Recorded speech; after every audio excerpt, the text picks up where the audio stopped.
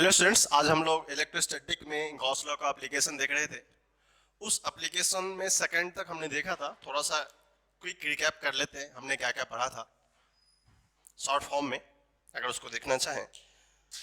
सबसे पहले सबको पता है कि हमने गॉस लॉ की कहानी पढ़ी थी, जो कि होता है phi, that is the close integral of e dot d s is equal to Q enclose by epsilon naught. ये हमने पढ़ा था। इसका एप्लीकेशन हमने देखा था, प्रॉपर्टी हमने बहुत सारी देखी थी। जो फर्स्ट एप्लीकेशन था due two point charge, due two point charge. अगर कोई पॉइंट चार्ज होगा ये क्यू, तो हमको पता है कि पॉइंट चार्ज के लिए गॉसियन सरफेस क्या होता है, स्फेरिकल गॉसियन सरफेस होता है। फिर हमने यहां से इसको अप्लाई किया था। अगर इसका एरिया ए मान लेते हैं और स्फेरिकल एरिया कितना होता है 4 पाई आर स्क्वायर, तो एप्लीकेशन पता है, इलेक्ट्रिक फील्ड भी आउटसाइड, एरिया भी आउटसाइड। हमने ये कल डिस्कस किया था लास्ट डे। तो एरिया वेक्टर के बीच का angle and electric field vector के बीच का एंगल कितना था 0 डिग्री, ये दिया हुआ था। जब ये 0 डिग्री था इन सेंस, तो क्या होगा, जो हमने फॉर्मूला को अप्लाई किया, तो e d s cos theta is equal to Q enclose epsilon naught. अब देखो, क्यू इनक्लोज का मतलब है कि इस किसी पर्टिकुलर सरफेस के इनसाइड तो कितना है एप्सिलॉन नॉट। अब देखो, एंगल 0 तो 1 हो जाएगा, ये e into 4 pi are square q epsilon naught, तो ई हो गया था हमारा। आपको सबको याद होगा कि क्यू आर स्क्वायर, ये हमने पढ़ा था। ये फर्स्ट की कहानी ही थी जो कि लास्ट डे हमने डिस्कस किया था। इसमें कुछ नया नहीं था। सेकंड हमने पढ़ा था, याद होगा, जो सेकंड प्रॉपर्टी थी ड्यू टू लाइन चार्ज। अगर आपको याद होगा, हमने क्या बताया था, लाइन चार्ज जब भी हो तो उसका गॉसियन सरफेस क्या होता है, सिलिंड्रिकल होता है। सबको हमने प्रॉपर्टी में बताया था। अगर सिलिंड्रिकल होगा तो इसका रेडियस कुछ आर मान लेते हैं, ये लेंथ को हम लोग एल मान लेते हैं। हमने एरिया ऑफ सिलेंडर बताया था, आपको याद होगा 2 पाई आर इंटू एल।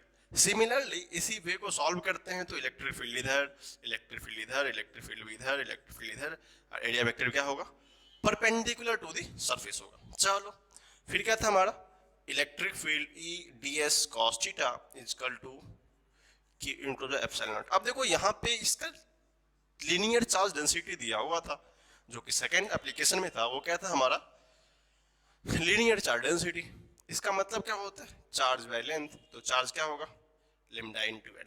अगर ये हम लोग लेंथ स्मॉल एल कंसीडर करके रखे हैं इस वाले पार्ट को, तो हमको क्या बताएगा, that is to be q enclose to lambda into small l. तो आपको पता चल गया यहाँ से lambda into small l by epsilon naught. अगर थीटा 0 होगा तो cos 1 होगा, e into 2 pi r l. याद होगा आपको, इस एल को कटना पड़ेगा, फिर यहाँ से lambda by 2 pi epsilon naught r. इसका हमने ढेर सारा रिजल्टेंट फॉर्म देखा था और इस पर हमने क्वेश्चन किया था। तो आई होप आपको थोड़ा सा मैथ्स का फॉर्म पता चल गया कि हम लोग कैसे कैसे अप्लाई करते हैं। तो ये दो प्रॉपर्टी, ये फर्स्ट प्रॉपर्टी, ये सेकंड प्रॉपर्टी हम ऑलरेडी डिस्कस कर चुके हैं।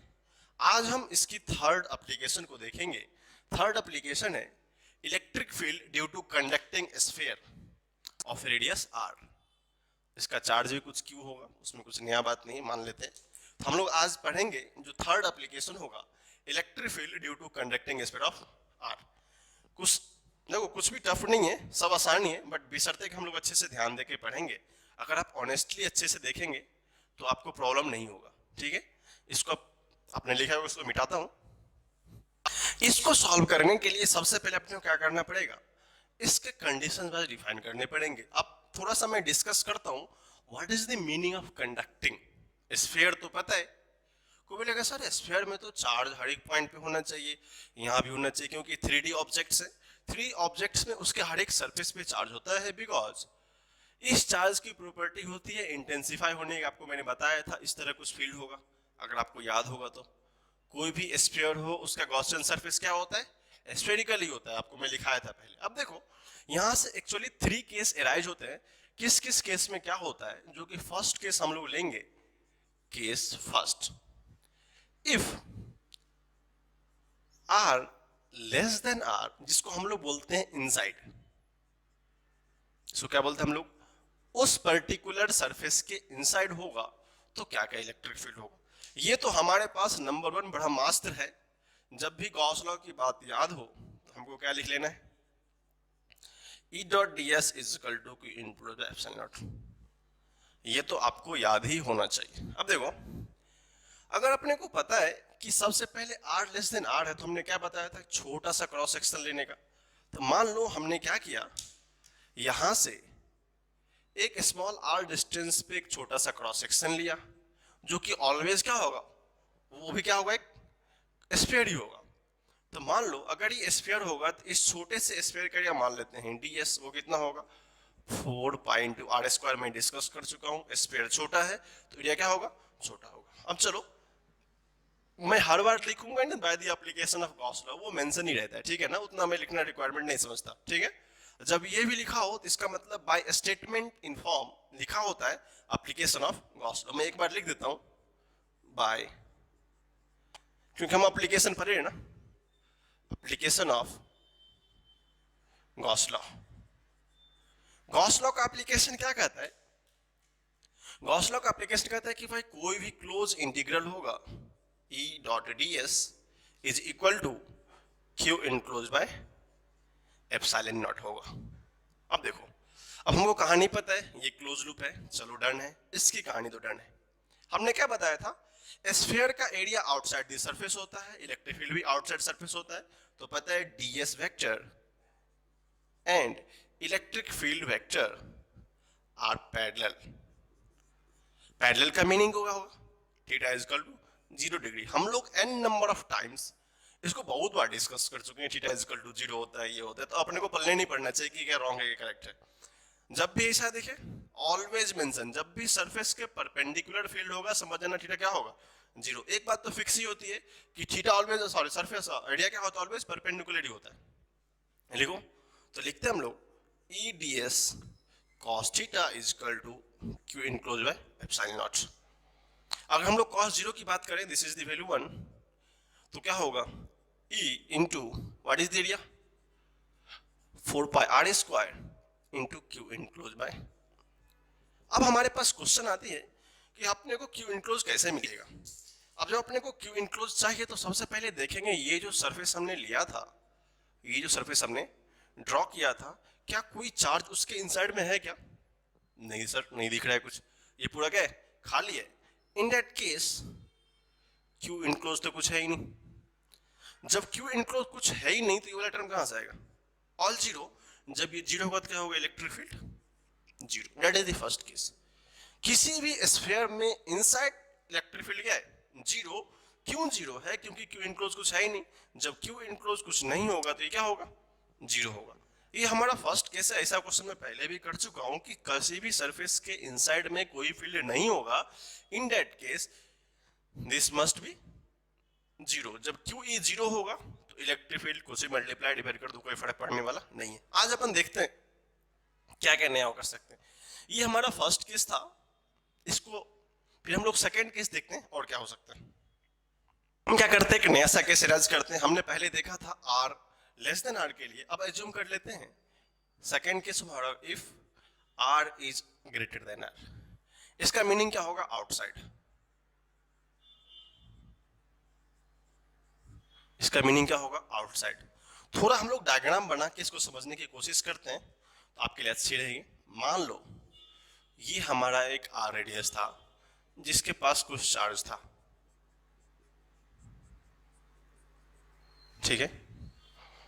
अब इसके पास कुछ चार्ज था, ये स्मॉल क्यू ले लेते अपन।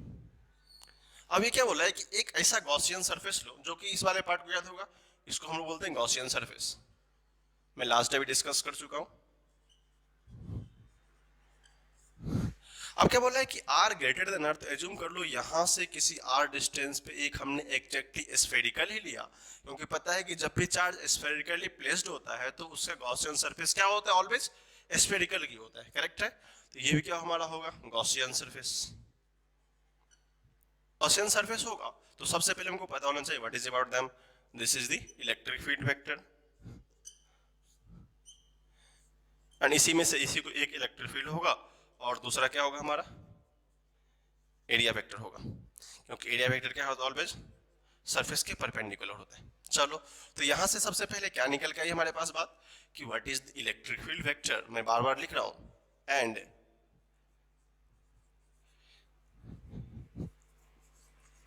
Area vector both are parallel. Parallel that means theta is equal to 0 degree, और हमको पता है ये एरिया में कोई प्रॉब्लम ही नहीं है। क्या होगा ये 4 pi are square, that is the main concern here. अब देखो यहाँ पे मुख्य प्रॉब्लम ये था कि हमको डीएस लिखने आना चाहिए, एरिया का एंगल लिखने आना चाहिए। अब फिर क्या लिखेंगे भाई, एप्लीकेशन ऑफ गॉस लॉ उतना तामझाम नहीं करते, सीधा पॉइंट पे आते हैं। क्या बोला है कि close integral of e dot DS क्या होता है, ई इनक्लोज बाय एप्सिलॉन नॉट। अब देखो इसमें कोई प्रॉब्लम नहीं, अब सबको पता है, इसको लिख सकते हैं ई d s cos theta Q include bye epsilon naught. अगर कोई ढूंढ के निकाले कि इस सरफेस के इंसर्ट न्यूट्रल चार्ज कितना है, सर ये तो क्यू दिया हुआ है, तो यहां से हमको कितना पता है क्यू इनक्लोज, तो क्योंकि ये चार्ज तो क्या होगा उस बड़े सरफेस के इनसाइड में आ गया। चलो गुड, वेरी गुड। एरी कॉस 0 1 हो जाएगा, E into 4 pi are square into Q by epsilon naught. अगर इसको थोड़ा सा और डील करेंगे तो लिख सकते हैं Q by 4 pi epsilon r square, जो कि हमको पहले से पता है के क्यू बाय आर स्क्वायर। तो अपने को लग रहा है सर ये रिजल्ट तो कितना बड़ा चुका है पॉइंट चार्ज का। अब इसका एक कंडीशन होता है, अगर हमने इसके रिस्पेक्ट में बहुत बड़ा स्पेयर ले लिया तो उस बड़े स्पेयर के लिए तो पॉइंट चार्ज की तरह बिहेव करेगा। तो क्या पॉइंट चार्ज की प्रॉपर्टी मैच कर रही है? मैं इसको थोड़ा सा और एक इसका बेस्ट वे बताता हूं। जैसे मान लो हमने एक 1 mm का सर्किल लिया और एक लिया 10 mm का सर्किल या 10 मीटर ले लो, तो क्या होगा इस पर्टिकुलर सर्किल के रिस्पेक्ट में ये पॉइंट ही दिखेगा। भले उसका आइडिया कुछ हो जाए बट जनरलाइजेशन क्या होता है, ये ऑलमोस्ट बहुत छोटा दिखेगा। अगर ये गॉसियन सरफेस बहुत बड़ा होगा, हमने तो एजम्पशन लिया नहीं, आर तो वेरिएबल है, कुछ भी हो सकता है, यहां से यहां तक ड्रॉ कर दो, यहां से इस आय तक ड्रॉ कर दो, कुछ भी सरफेस लेगो तो क्या होगा वो उसके रिस्पेक्ट में क्या करेगा, ये पॉइंट चार्ज की तरह बिहेव करेगा। जब ये पॉइंट चार्ज की तरह बिहेव करेगा उस केस में तो आपको पता है के क्यू बाय आर स्क्वायर। तो ये रिजल्ट था हमारा सेकेंड केस के लिए कि जब आर ग्रेटर देन आर होगा या भी उसका कोई पॉइंट्स आर से बड़ा होगा या आउटसाइड द फील्ड होगा तो हमारा चार्ज कितना होगा। This is the second property. ये रिजल्ट्स बहुत इंपॉर्टेंट है कि बोर्ड एग्जाम में कभी कभी डेरिवेशन पूछ लेते हैं, 5 मार्क्स 7 मार्क्स में आ जाते हैं, सीबीएसई में तो आता है, बोर्ड में भी आते होंगे, तो वो डेरिवेशन भी इंपॉर्टेंट होता है, आपको डेरिवेशन में आना चाहिए। और इसका सबसे इंपॉर्टेंट पार्ट होता है इसका एप्लीकेशन आपको आना चाहिए, जो हम लोग अभी फर्दर करेंगे। एक और छोटा सा केस है उसको पहले डिस्कस करते हैं, फिर इसका जो सबसे इंपॉर्टेंट एंड वल्नरेबल पार्ट है, जो कि इसको बोलते हैं वेरी इंपॉर्टेंट पार्ट, वो होता है इसका ग्राफ। तो इस दोनों केस को देखेंगे, फिर हम लोग थर्ड केस डिस्कस करते हैं, फिर हम लोग ग्राफ देखेंगे।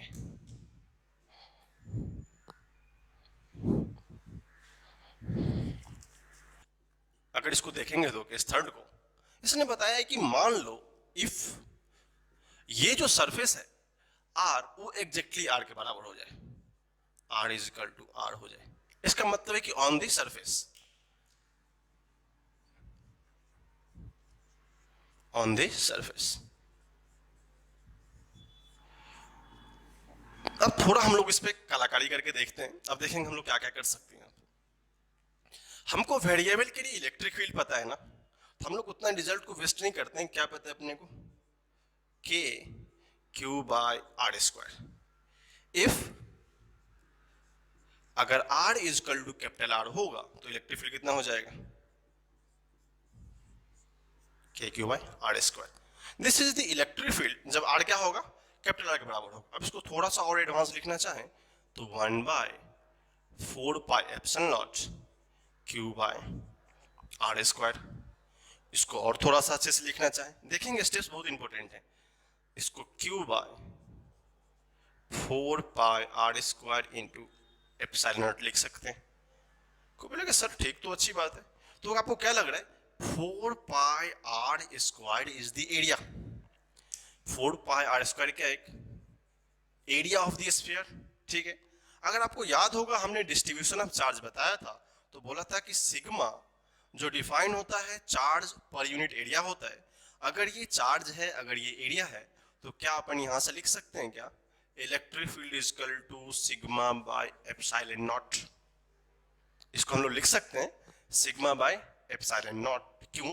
क्योंकि हमको पता है यहाँ पे सिग्मा इज इक्वल टू, जो हमको सिग्मा पढ़ा था हमने, ओके बात है, उधर स्मॉल कैपिटल क्यू कोई प्रॉब्लम नहीं, चार्ज क्यू है तो एरिया कितना होगा 4 पाई आर स्क्वायर। तो क्या होगा इस केस में, ये रिजल्ट बहुत मायने करता है।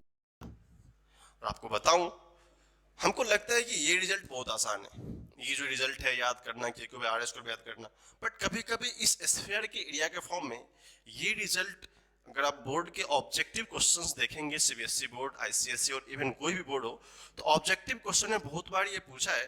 और कभी कभी मेंस में लास्ट 4 to 5 में देखेंगे तो मेंस में स्टेटमेंट दे देते हैं कि ये फील्ड होगा, आपको 4 ऑप्शन दे देंगे। कैसे दे देंगे? बोलेंगे ड्यू टू स्फीयर कितना होता है sigma by 2 epsilon naught, second option होगा sigma by 2 sigma epsilon naught, sigma by 4 epsilon naught and sigma by epsilon naught. अब बोलोगे सर ऐसा तो हमने कहीं देखा ही नहीं। अगर जिसको कन्वर्जन आता भी है, समहाउ किसी को कन्वर्जन आ भी गया कि चार्ज बाय एरिया कितना होता है, दिस बाय दिस, उसको सिग्मा लिख सकते हैं। अब कंफ्यूजन है, यहाँ 2 होगा, यहाँ 4 होगा, यहाँ 4 होगा कि यहाँ 1 होगा, तो बेटर है कि इसको को रिलेशन में याद रखेंगे या देखने रिमेंबर कर लेंगे कि हाँ चार्ज बाय एरिया होता है, ओके डन, अच्छी बात है, बट किसके कंसेप्ट में क्या यूज करेंगे वो बहुत इंपॉर्टेंट होता है। ठीक है, तो हमने यहाँ पे अभी देखी तीनों केस, जो कि तीनों एक दूसरे का इंपॉर्टेंट केस था। अगर हम लोग इसको देखना चाहें तो फर्स्ट केस में आर लेस देन आर था, फिर आर ग्रेटर देन आर था, r is equal to r था। अब बोलोगे सर इतने बड़े डेरिवेशन का क्या इंपॉर्टेंस है? When you sit in board exam you required this, but इससे बड़ा एडवांस आप आईटी एडवांस से बैठेंगे या फिर मेंस में अगर अच्छे क्वेश्चन आने होंगे तो आप क्या सोचते हो आपसे ये रिजल्ट पूछ लेंगे? नहीं सर, यू आर रॉन्ग, आप गलत हो। वहां पे आपसे कभी भी इस रिजल्ट पे क्वेश्चन नहीं पूछेंगे। आपसे क्या पूछेंगे? आपका कोई फंक्शन यहां दे देंगे, you know the derivation first, आपको डेरिवेशन आना चाहिए कि इस डेरिवेशन में r is equal to r put करते हैं या r is equal to some कुछ और वैल्यू पुट करते हैं तो डेरिवेशन कैसे सॉल्व होता है। इस होल प्रोसेस बताने का मतलब दो है कि एक आप बोर्ड में जो थ्योरेटिकल पार्ट आते हैं प्रूफ करेंगे उसको बना सको, मेंस एग्जाम में जो मेन से एडवांस जो कंसेप्ट बेस्ड क्वेश्चन आते हैं, डेरिवेशन बेस्ड आते हैं, रिजल्ट बेस्ड चांस कम है, बट समहाउ अगर आसान क्वेश्चन आएंगे तो आ सकते हैं। बट जो डेरिवेशन बेस्ड होते हैं, कैसे स्मॉल एरिया लेते हैं, कैसे आर लेते हैं, कौन किस पे वेरी करता है, जो कि हम लोग ग्राफ के पार्ट में भी देखेंगे, वहां भी इंपॉर्टेंट होता है कि हम लोग कैसे यहाँ पे एंगल डिसाइड करते हैं। अब देखो एग्जाम के क्वेश्चन का मतलब ये नहीं होता कि जस्ट फॉर्मूला बेस ही पूछेंगे, वो आपको, अब देखो एक कहानी बताता हूँ, सिंपल सी बात है। अगर किसी को ये रिजल्ट पता है, अगर किसी को ये रिजल्ट पता है, इसका मतलब by verse and verse and verse उसको ये मस्ट पता होना चाहिए कि ये होता है तभी ये होता है। ऐसा नहीं किसी ने, एग्जाम में बच्चे क्यों फेल करते हैं? सबसे बेसिक रीजन होता है कि मैक्सिमम लोग इस पे कंसंट्रेट करते हैं, ठीक है इससे बन जाएगा। बट आईटी वाले जो मींस जो भी आप एम्स लेवल की एग्जाम दे दो, मेंस ले लो, नीट ले लो, सब में क्या होता है, लोग एस्पेक्ट पूछते हैं कि कॉन्सेप्ट जनरेट कहाँ से होता है। अगर आपको रिजल्ट्स पता है तो आपको पता होना चाहिए कि रिजल्ट आया कैसे। तो जो एंट्रेंस का क्वेश्चन होता है वो रिजल्ट लाने के प्रोसेस से क्वेश्चन आता है कि हाँ ये रिजल्ट आया, इसका प्रोसेस में से कहीं से पूछ देगा आपको। अगर आपको ये रिवर्स में पता होगा तभी आप सॉल्व कर सकते हैं, अदरवाइज ये आपके किसी काम का नहीं है। लेकिन फिर भी हम लोग बोलते हैं इंपॉर्टेंट है, क्यों? क्योंकि अगर आपको ये याद रहेगा तो हो सकता है आप रिवाइंड कर लो इसको। ठीक है, इस तीनों के इसको लिखिए, जो सबसे हमारा हर एक पार्ट का बेस्ट होता है, फिजिक्स का सबसे बेस्ट होता है, उसको ग्राफ बोलते हैं। हम लोग इस तीनों चीज को मेथड को ग्राफ से डिस्कस करेंगे। इस तीनों केस को आप अच्छे से लिख लीजिए, आपने वो एक तो लिखा ही होगा, सेकेंड लिखो, थर्ड लिखो, फिर हम लोग आगे देखते हैं। हर एक प्रॉपर्टी हम ग्राफ देख रहे हैं, क्योंकि मैं कितनी बार डिस्कस कर चुका हूँ कि एग्जाम में लास्ट ईयर नीट में भी आया था क्वेश्चंस, इसी सब में से किसी एक का ग्राफ होगा अपने का। फिर वही है इलेक्ट्रिक फील्ड वर्सेस आर। लेकिन हम थोड़ा सा स्टाइलिश करेंगे, कुछ अच्छे तरीके से करेंगे। अब कैसे करेंगे उसको देखिए। अगर इलेक्ट्रिक फील्ड वर्सेस आर है तो बेटर है हर एक केस का रिजल्ट अपने को आना चाहिए। मान लेते हैं केस फर्स्ट का रिजल्ट था, केस फर्स्ट था अगर आर लेस देन आर होता है तो इलेक्ट्रिक फील्ड क्या था हमारा, 0, डन है। केस सेकंड था हमारा अगर आर ग्रेटर देन आर होता है, इस केस में इलेक्ट्रिक फील्ड क्या था, K Q by are square. इसको हम लोग लिख सकते हैं, जो भी लिखना हो चलेगा। केस थर्ड था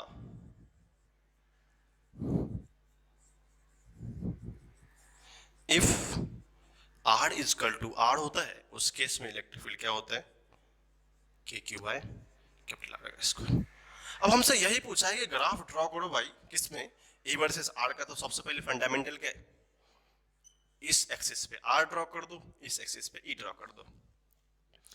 इसने क्या बोला है कि जब आर आर से छोटा है तो उतना तक फील्ड जीरो है।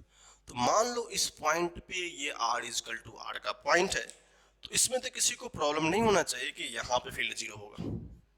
क्लियर है, इस पॉइंट फील्ड क्या होगा, जीरो होगा। दिस इज द ग्राफ का पार्ट, जो ब्लैक कलर हमने दिखाया ना, ये ओरिजिन है, ये क्या है, ग्राफ का पार्ट है। क्या बोला है, जब आर इजकल टू जीरो से थोड़ा आगे आर पे गया है, इसका कुछ वैल्यू हो गया है, इसको हम लोग ई नॉट मान लेते हैं। जो ई नॉट है वो क्या है, के क्यू बाय कैपिटल आर का स्क्वायर। वो कहां तक है, इस पर्टिकुलर पॉइंट तक है, ठीक है।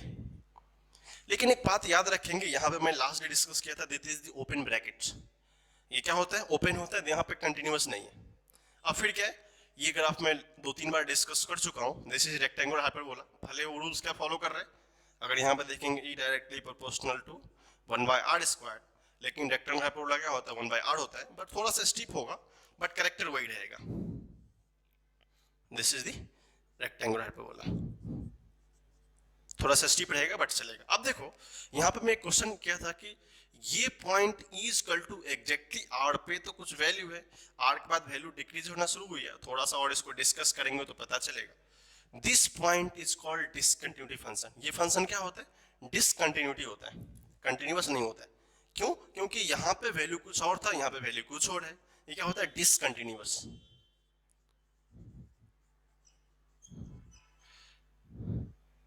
अब बोलोगे सर डिसकंटिन्यूअस कैसे होता है, एक बार जेईई मेंस ने क्वेश्चन पूछा था, आप इस चीज को, इस लाइन को याद रख लेंगे। जेईई मेंस का क्वेश्चन है, उसने बस इतना ही पूछा था कि क्या ग्राफ डिसकंटिन्यूअस है। जैसे आपको बताना था, बहुत लोगों का ग्राफ पता होगा तब तो पता हो कंटिन्यूअस है कि डिसकंटिन्यूअस है। अब बोलोगे सर कंटिन्यूटी डिसकंटिन्यूटी का मतलब क्या होता है। जैसे मान लो हमने कुछ ऐसा ड्रॉ किया, जिस पॉइंट में कहीं पे ब्रेकअप नहीं है, जिस पॉइंट पे कहीं पे ब्रेकअप नहीं है, तो हम लोग क्या बोलते हैं, कंटिन्यूअस ग्राफ है। जिस पॉइंट पे कहीं पे ब्रेकअप नहीं होने का मतलब क्या होता है, वो कंटिन्यूअस ग्राफ है। मान लो हमने यहाँ पे ब्रेकअप कर दिया, क्या बोलोगे सर ये ग्राफ यहीं पे खत्म हो गया। ये क्या है, इसको डिसकंटिन्यूट पॉइंट बोलते हैं। ये ग्राफ क्या यहाँ पे डिसकंटिन्यूअस होता है, इसलिए ये ग्राफ क्या होता है। जेईई मेंस वाले ने पूछा था कि ये किसके ग्राफ डिसकंटिन्यूअस है, सारे ऑप्शन में दिए हुए थे। तो आपको पता होना चाहिए कि जो पॉइंट्स पे उस पर्टिकुलर जगह पे वैल्यू जीरो था, उसी सेम वैल्यू पे कितना है, के Q by r. LHL RHL हम मैथ डीप में डिस्कस नहीं करेंगे, बट कंटिन्यूअस डिसकंटिन्यूअस का मीनिंग यही होता है कि अगर ग्राफ जहां से चलना शुरू हुआ था टिल द लास्ट एंड, अगर बीच में कहीं भी ब्रेक नहीं हुआ है, उस ग्राफ को हम लोग बोलते हैं कंटिन्यूअस ग्राफ, ठीक है। और अगर ग्राफ कहीं पे ब्रेक कर जाता है, अपना लिंक छोड़ के निकल जाता है, वो पॉइंट क्या होता है, discontinuous graph. That is the point of discontinuity. तो ये क्वेश्चन कभी कभी, अब देखो कोई बोलेगा सर ग्राफ बना तो आसान है, लेकिन एग्जाम वाले का देखता कितना खतरनाक सोचता है, बहुत भयानक सोचता है, कैसे फंसा लिया बच्चों लोग को। बताओ ये डिसकंटिन्यूअस है कि नहीं। मान लो किसी बायो वाले बच्चे का आ गया, नीट वाले बच्चे का, उसको तो मैथ आता नहीं, तो उसको कैसे याद रहेगा डिसकंटिन्यूअस कंटिन्यूअस। अगर जहां से ग्राफ शुरू हुआ था अपने खत्म होने पॉइंट तक, अगर वो बीच में कहीं ब्रेक नहीं हुआ, ठीक है, अगर वो बीच में कहीं ब्रेक नहीं हुआ, उस ग्राफ को क्या बोलेंगे, कंटिन्यूअस। अगर अपने को कहीं भी दिख जाएगा ब्रेक हो रहा है, दैट इज डिसकंटिन्यूअस। तो वेरी इंपॉर्टेंट पॉइंट था ये, तो इसे पूछा भी था। आप इस क्या करो, इस ग्राफ को लिखो, ग्राफ बहुत इंपॉर्टेंट है। एग्जाम में तो, नीट में तो एज डी आ जाते हैं, इसे अगर आप बताओ कैसा होता है, और मेंस में थोड़ा सा कलाकारी करते हैं, बट आसान होता है। आप इसको अच्छे से लिखो, फिर हम लोग नेक्स्ट प्रॉपर्टी देखते हैं।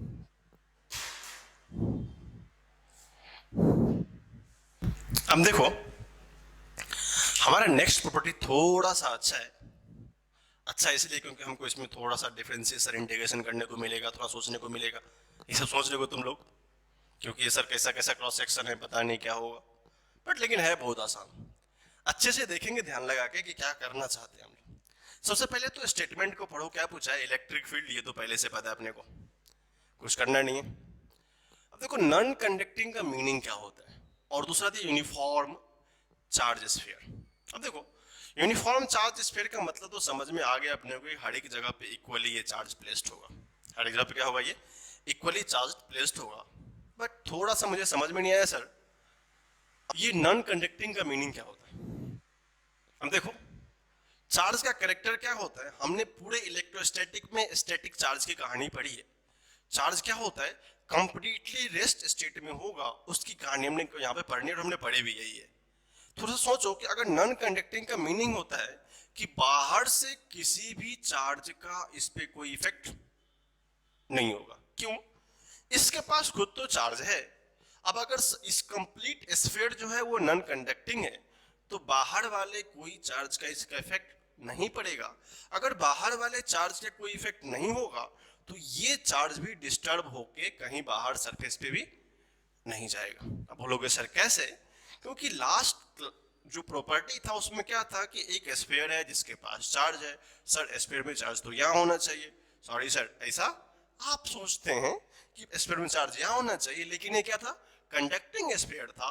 Due to their property of conductance ये क्या होता था, चार्ज भाग के इसके सरफेस पे आ जाता है। क्यों, इसमें टेंडेंसी होती थी कि ये क्या करे, सरफेस को कंडक्टिंग बनाने के अलावा सारा चार्ज निकल के सरफेस पे आ जाएगा, वो इंतजार करेगा बाहर से कोई शिकार आने का।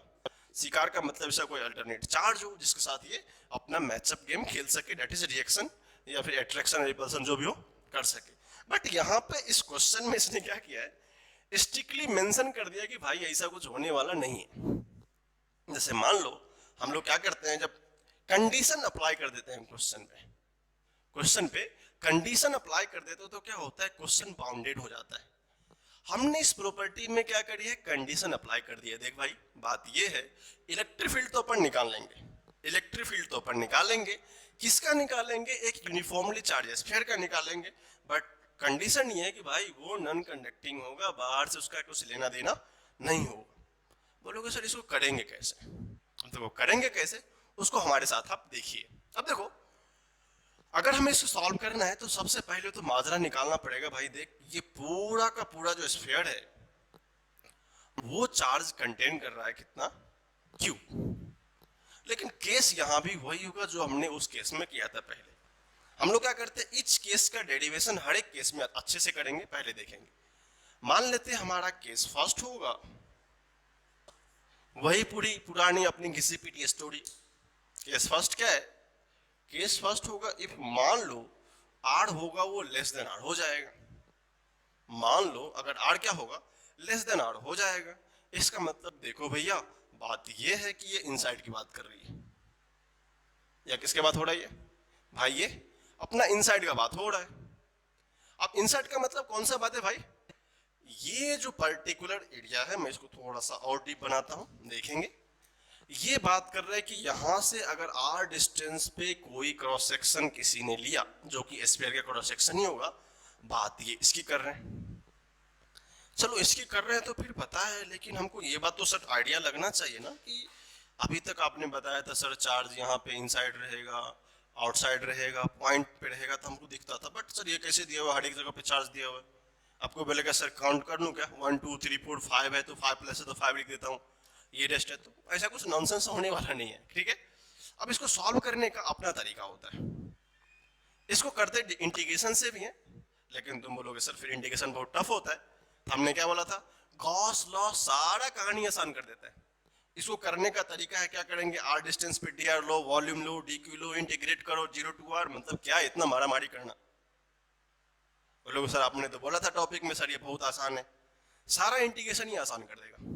इसको उस मेथड से ही बना सकते हैं जो अपना पुराना था, छोटा सा क्रॉस सेक्शन लेने का, डी क्यू निकालने का, इंटीग्रेशन करने का, क्या सर माथामारी करने का। इधर देखो क्या करेंगे, इसने क्या बोला, सबसे पहले जब r लेस देन r है तो by application of Gauss law, किसी को कंफ्यूजन तो है नहीं, E डॉट डी एस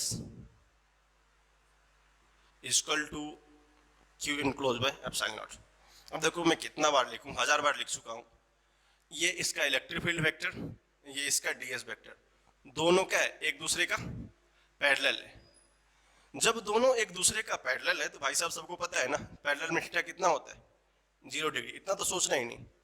अब देखो ये स्फीयर है, ये क्या है, स्फीयर है, तो तुमको पता होना चाहिए डीएस होगा कितना, 4 पाई इंटू आर स्क्वायर।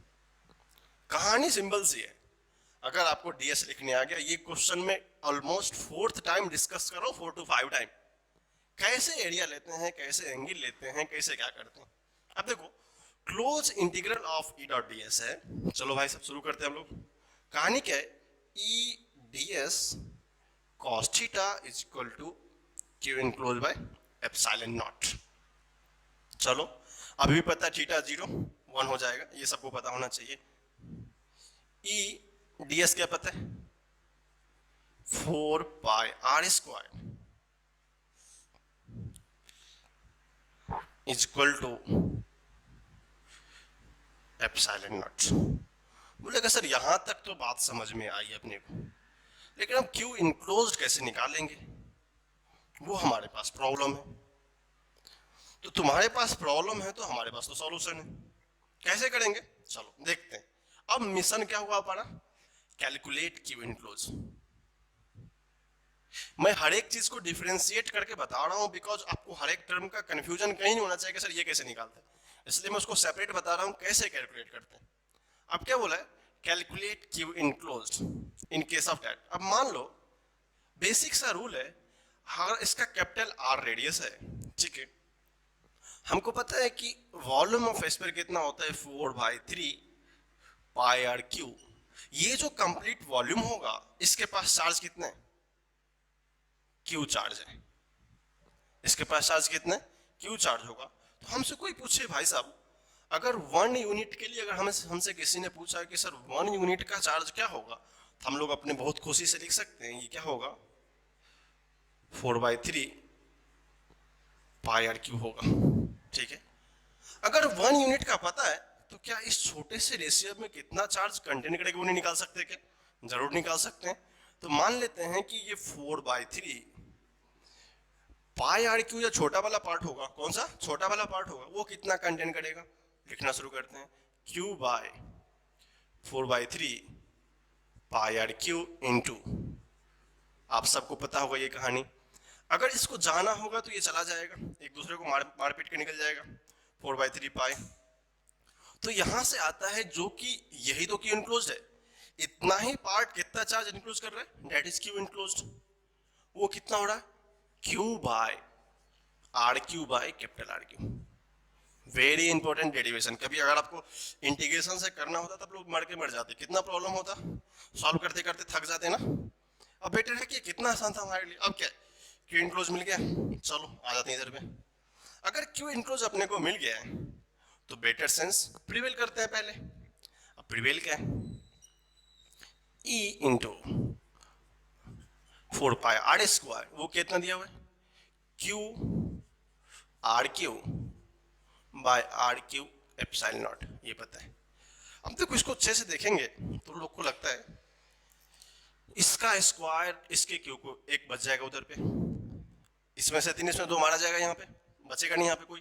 तो क्या होगा, electric field is equal to Q by 4 pi epsilon naught r Q into r. क्या सबको ये डेरिवेशंस दिख रहे हैं। अब ये आ गया तो बोलोगे सर एक चीज तो नया है, इस टर्म में Q by 4 pi epsilon naught r cube सब तो कांस्टेंट है, क्यू भी constant, 4 pi constant, pi constant, पर आर भी फिक्स्ड है। बदल क्या रहा है, दिस। तो यहां से एक रिजल्ट आएगा in case of first, E directly proportional to r. Very important relation. कभी कभी हम लोग डिसाइड ही नहीं कर पाते कि एक्चुअली आता कैसे। तो क्या होगा, E directly proportional to r होगा। हमने जब केस फर्स्ट को डिसाइड किया तो केस फर्स्ट डिसाइड करने के बाद पता चला कि क्या है, E directly proportional to r. क्यों, क्योंकि ये जो सारा टर्म अपने को दिख रहा है वो क्यू भी कांस्टेंट है, 4 पाई एप्सिलॉन नॉट कांस्टेंट है, और इस पर्टिकुलर स्फीयर का रेडियस क्या है, कांस्टेंट है। तो ये रिलेशन आया E directly proportional to r, that is the important one.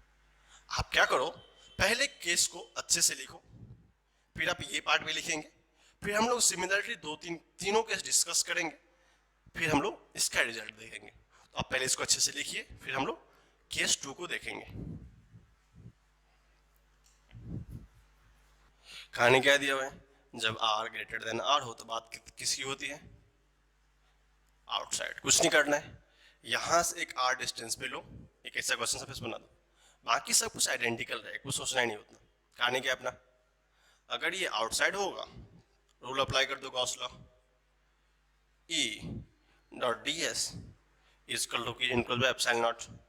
अगर हमने एरिया निकालना होगा, डी एस तो पता ही होगा 4 पाई आर स्क्वायर, सिमिलरली होगा आर हमने बदला है, ये आपको पता होगा बहुत पहले से, E into 4 pi are square cos 0 को 1 ले लेते हैं, सेम कहानी है ऑलवेज। इस बार क्यों इंक्लूजन में कोई प्रॉब्लम ही नहीं है, क्यों, इस बड़े से एरिया के अंदर में पूरा क्यों आ गया, तो फिर काहे का निकालना इनसाइड आउटसाइड, सब कुछ सिंपल कर दो, कितना हो क्यों इंक्लोज्ड, ओनली क्यू आ गया बाय एप्सिलॉन नॉट। ये तो बहुत आसान हो गया, Q by 4 pi are square epsilon naught that is Q by, इसको लिख सकते हैं हम लोग के क्यू बाय आर स्क्वायर। अब देखो यहाँ तो आसानी है हमारे लिए, ये तो हम लोग इतनी बार देख के आए, कब याद ही हो गया होगा, E directly proportional to 1 by are square, k Q क्या है कांस्टेंट। अब लोगों सर उसमें कितना प्रॉब्लम था, लेकिन उसमें तो प्रॉब्लम था जो फर्स्ट पार्ट हमने निकाला था। अगर r इजकल टू r हो जाएगा तो यहाँ पे r स्क्वायर हो जाएगा, कुछ नया कंसेप्ट नहीं है। तो केस थर्ड को मैं क्या करता हूँ, जस्ट छोटे से केस में लेता हूँ, ये इतना इंपॉर्टेंट पॉइंट नहीं है, तो हमको सबको आता है। If r is equal to r होगा, इन दैट केस आपको पता है इलेक्ट्रिक फील्ड इजकल टू के क्यू बाय आर स्क्वायर, कोई ये बिग डील नहीं है, ये तो सबको आता होगा। लेकिन ये जो इसका सबसे इंपॉर्टेंट पार्ट है वो अभी आएगा ग्राफ का।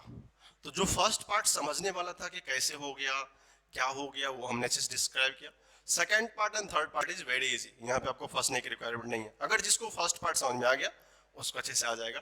आप इस तीनों केस को लिखिए, फिर हम लोग इसका थोड़ा सा इंपॉर्टेंट वर्जन देखेंगे। बहुत सारी जगह वो क्वेश्चन भी आते हैं एज इज, ग्राफ के साथ साथ उसको डील करेंगे। आप इसको अच्छे से लिख लीजिए, फिर हम लोग देखते हैं ग्राफ इसका। अगर हम लोग ग्राफ की बात करें तो हमें सबसे पहले डिटेल्स आना चाहिए। कहानी वही है, हर एक किस्म में क्या होता है, बनाना एक ही चीज पड़ता है, आपकी अंडरस्टैंडिंग कितनी अच्छे एग्जिस्ट करती है वो डिपेंड करता है आप ग्राफ कितने अच्छे से बनाते हो। अगर E वर्सेस R बनाना है, सबसे पहले हमने क्या बताया था, हमारा इनिशियल काम है सबसे पहले केस डिसाइड करो। केस में क्या लिया था, इफ R अगर लेस देन R था, इसको हमने क्या बोला था, इनसाइड। इफ R हमारा इनसाइड था तो हमने कितना इलेक्ट्रिक फील्ड निकाला था, किसी को याद है क्या बोला था, E is equal to Q by 4 pi epsilon naught R cube into R। ये आया था क्योंकि Q by Q R cube, इसको देख लेंगे। ये रिजल्ट आया था हमारा। हमने क्या किया था, यहां से एक कहानी, मतलब जो हमने बना था, बाकी सब अगर कांस्टेंट हुआ तो E इक्वल टू R का एक रिलेशन आया।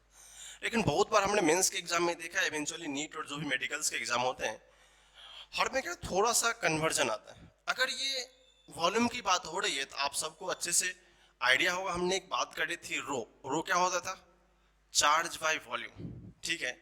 अगर हमको चार्ज बाय वॉल्यूम की बात करें तो Q divided by 4/3 pi r cube किसी भी पर्टिकुलर सरफेस या स्फीयर का वॉल्यूम को रिप्रेजेंट कर सकते हैं। अब देखो यहाँ पे बहुत बार एग्जाम में क्या होता है, बच्चों को फंसाने के लिए कि कैसे बच्चे, अब देखो ये सबको आएगा बट रीअरेंजमेंट में बच्चे लोग फंस जाते हैं। तो मैं आपको करके दिखाता हूँ क्या करते हैं वो लोग। अब देखो सबको पता है कि अगर ये क्यू है, हम लोग क्या करते हैं 4/3 पाई आर क्यू लिख सकते हैं, इस एप्सिलॉन नॉट को भी रहने दो। अगर ये 3 से मल्टीप्लाई किया, 3 से डिवाइड भी करना पड़ेगा। आ गया क्या, जब देखते हैं कि इसकी कहानी चार्ज बाय वॉल्यूम आता है, इसकी कहानी क्या हुआ, चार्ज बाय वॉल्यूम आता है, तो अपना काम तो बन गया ना। चार्ज वॉल्यूम क्या होता है, रो बाय 3 एप्सिलॉन नॉट। देखो सिग्मा बाय एप्सिलॉन नॉट वहां पे आया था, ये कितना आ गया, रो बाय 3 एप्सिलॉन नॉट, और यहाँ पे एक आर तो छूटा हुआ, इसको आर लिख लो, यहाँ भी आर रहेगा। अब लोग क्या हो, दिस इज द डेंसिटी।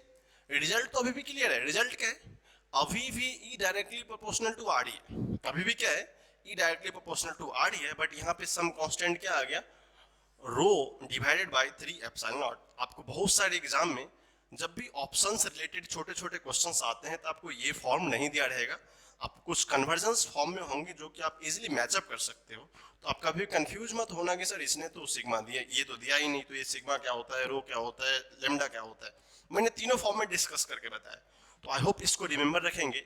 अगर कहीं भी देखे किसी भी क्वेश्चन में तो डरना मत कि ये नया किधर से आ गया, वो वही है जो हमने भी देखा था, दैट इज लेमडा, सॉरी रो। ठीक है, ये हमारा फर्स्ट केस था। केस सेकंड एंड थर्ड बहुत आसान है, उसको हम लोग डील करते हैं, सिंपल सी बात है, देखेंगे। जब केस सेकंड की बात आई तो हमने क्या देखा था, ई डायरेक्टली प्रोपोर्शनल टू 1/r²। अब बाकी कुछ नहीं है, ग्राफ पे चलते हैं हम लोग। ग्राफ क्या पूछा है ई वर्सेस आर। एक कंडीशन दिया हुआ है, फिर से r लेस देन r, तो मान लो एक पॉइंट हमने ये लिया r इक्वल टू r, इस रीजन को बोलते हैं r लेस देन r, इस रीजन को r ग्रेटर देन r। ये तो आपका एजम्पशन से आप सोच भी सकते हैं, लॉजिक दिया है। जब r लेस देन r है तो e directly proportional to r है। क्यों?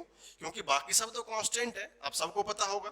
e directly proportional to r का मतलब y equal to something mx का फॉर्म है। अगर इसको m मान लें तो y equal to E r, तो रो बाय 3 पाई एप्सिलॉन क्या होगा, y इक्वल टू mx होगा। तो किसी को प्रॉब्लम नहीं होना चाहिए कि ग्राफ क्या होगा, एक स्ट्रेट लाइन होगा। ठीक है, बट इसका भी क्या एक लिमिटेशन है, कहां तक है, r लेस देन r तक स्ट्रेट लाइन है। तो चलो हम लोग क्या करते हैं, उस पॉइंट को आइडेंटिफाई करते हैं। r इक्वल टू r पे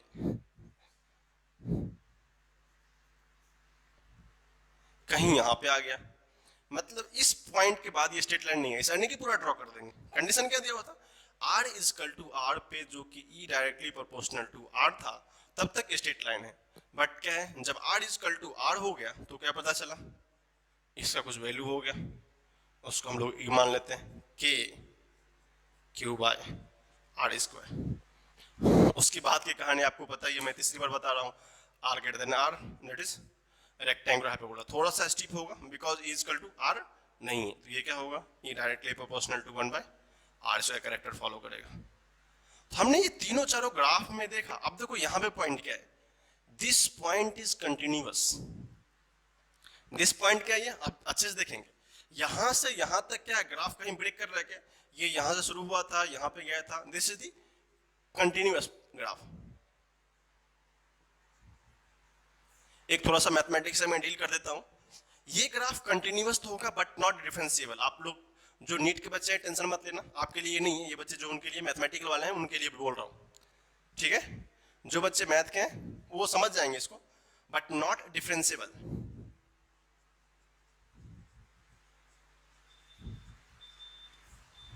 लेकिन थोड़ा सा बताना पड़ेगा सर डिफरेंशिएबल का मीनिंग क्या होता है। कंटिन्यूअस डिसकंटिन्यूअस आपको समझ में आ गया, ग्राफ बीच में ब्रेक नहीं करना चाहिए। ठीक है, अब डिफरेंशिएबल का मतलब क्या होता है, डिफरेंशिएबल का मतलब आप अगर जिनको जीरो आइडिया है मैथमेटिक्स में, ये सोचेंगे जहां भी शार्प कर्व होगा, शार्प कर्व मींस ऐसा आएगा ऐसा चला जाएगा, जो पॉइंट उस शार्प कर्व पे होगा वो पॉइंट ऑलवेज क्या होता है, डिफरेंशिएबल नहीं होता है। अदरवाइज जो पॉइंट कंटिन्यूअस है it might be differentiable, but sharp point क्या होता है, वो डिफरेंशिएबल नहीं होता है। ठीक है, तो थोड़ा बहुत याद रखेंगे, डिफरेंशिएबल नहीं का मतलब क्या होता है, शार्प पॉइंट। अब देखो ये ग्राफ क्या है, सडनली यहां से डिक्रीज होना शुरू हो गया, एग्जैक्ट क्या वो शार्प हो गया, इसलिए वो क्या है, not differentiable. This is continuous but not differentiable. तो जेई मेंस के बच्चे के लिए इंपॉर्टेंट क्वेश्चन बन सकता है कि क्या ये ग्राफ कंटिन्यूअस है, यस, क्या डिफरेंशिएबल है, नहीं। आपको अगर क्वेश्चन में दिया है graph continuous, discontinuous and differentiable, non differentiable, तो आप सोच लेंगे कौन सा पॉइंट होगा कौन सा नहीं होगा। ये ग्राफ होगा continuous but not differentiable, correct है। इस ग्राफ को ड्रॉ कीजिए, और नीट के बच्चे के लिए इंपॉर्टेंट है कि आप ग्राफ को अच्छे से अंडरस्टैंड कर लें, याद कर लें, समझ लें कि कैसे ग्राफ होता है। और इसलिए हमने सारा डेरिवेशन करके बताया, अदरवाइज मैं एक बार लिख देता ऐसे ग्राफ होता है, याद कर लो। तो better to understand the whole derivation, आपके लिए सबसे बेहतर है कि आप डेरिवेशन को समझो और ग्राफ को समझने की कोशिश करो, because physics is all about graph. जहां भी ग्राफ आएगा वहां पे कंसेप्ट आ ही जाता है, कंसेप्ट आएगा, एग्जाम एंट्रेंस वाले क्वेश्चन पूछेंगे, चाहे आप पढ़ो अच्छे से, वो आपके लिए। तो क्या करेंगे, उस ग्राफ को अच्छे से ड्रॉ कीजिए, फिर हम लोग आगे देखते हैं नेक्स्ट चीज जो भी देखना है। क्वेश्चन थोड़ा सा कर लेते जो हमने भी देखा है, थोड़ा सा नया है बट देखेंगे। क्वेश्चन ये, there is a metallic sphere, metallic मतलब समझ ना, कंडक्टिंग नेचर का होगा, कंडक्टिंग मींस मेटल है तो कंडक्टर होता है, एक्सेप्शंस नहीं है बट जनरली क्या कंडक्टिंग नेचर का, ऑफ रेडियस 10 सेंटीमीटर, इसका रेडियस कितना दिया है 10 सेंटीमीटर, एक कोई मेटेलिक स्फीयर इसका रेडियस कितना है 10 सेंटीमीटर दिया हुआ है, इस आर को मान लेंगे 10 centimetre, electric field due to it from radius 20 centimetre. अब कोई एक है जिसका इलेक्ट्रिक फील्ड कितना है 20 सेंटीमीटर,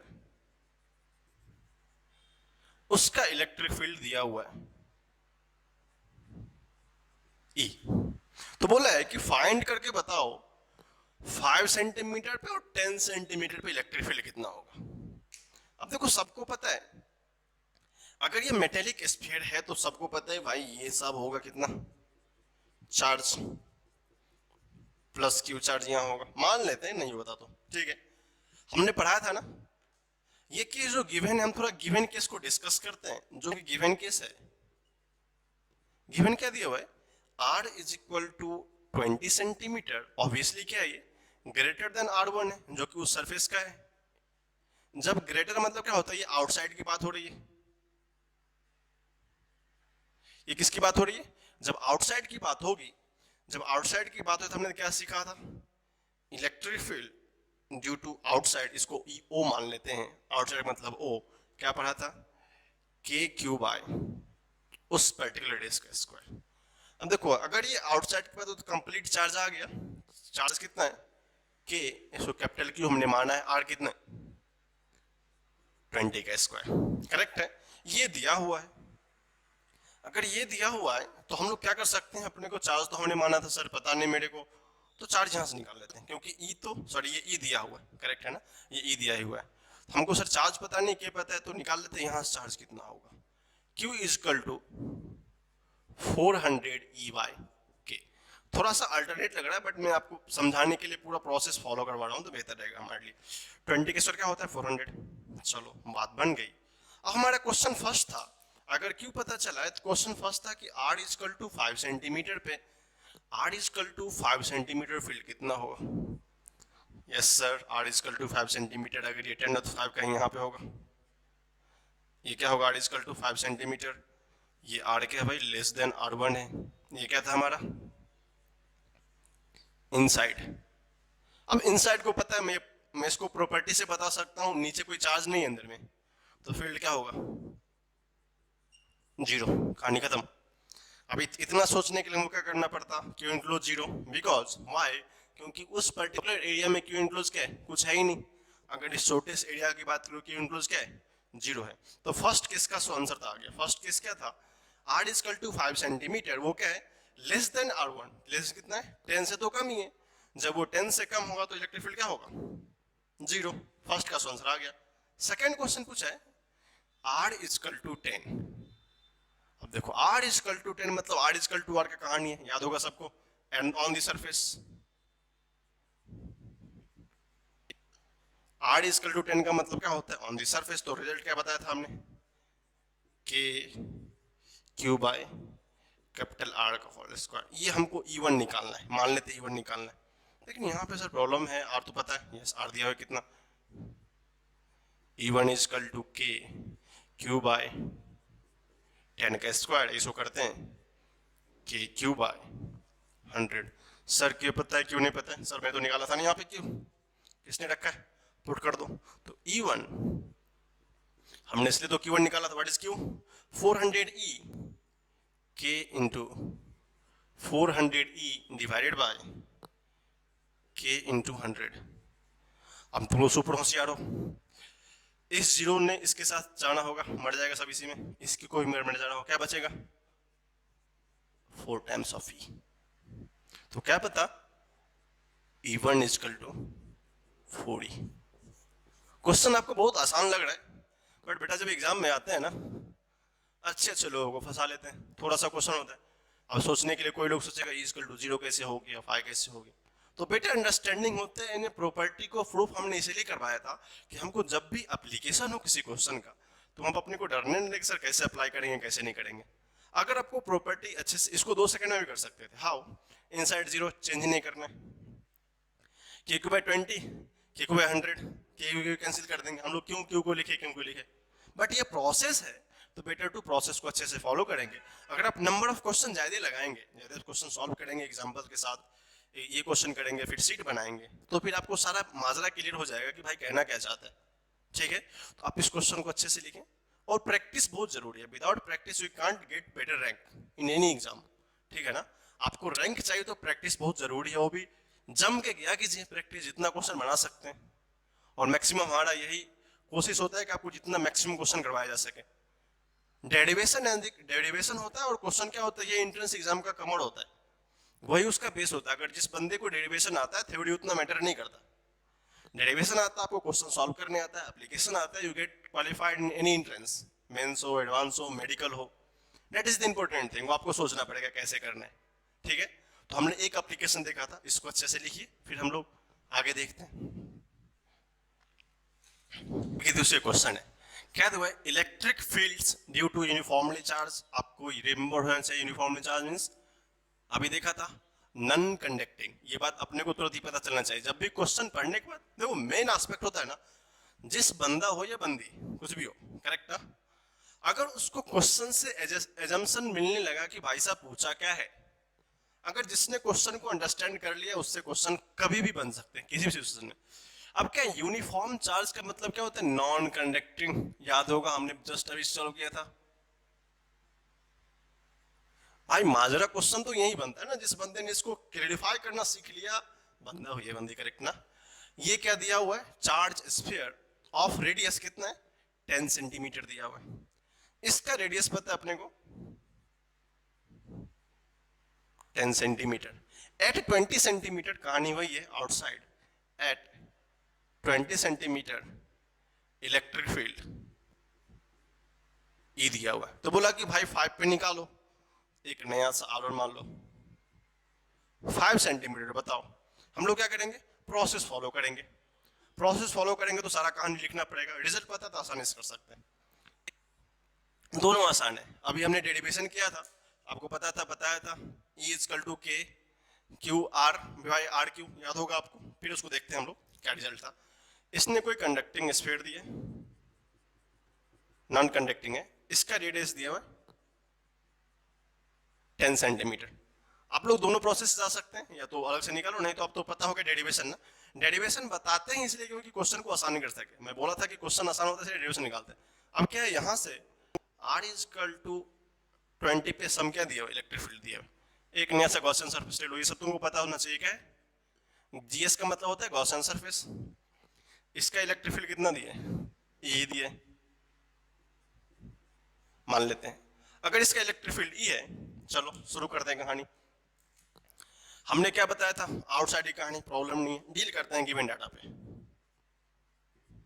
क्योंकि जब भी क्वेश्चन का एक पैटर्न होता है, गिवन डाटा क्या दिया हुआ? इलेक्ट्रिक फील्ड आउटसाइड के चार्ज, कुछ आइडिया चार्ज दिया है क्या? नहीं, मान लो Q. What is the are?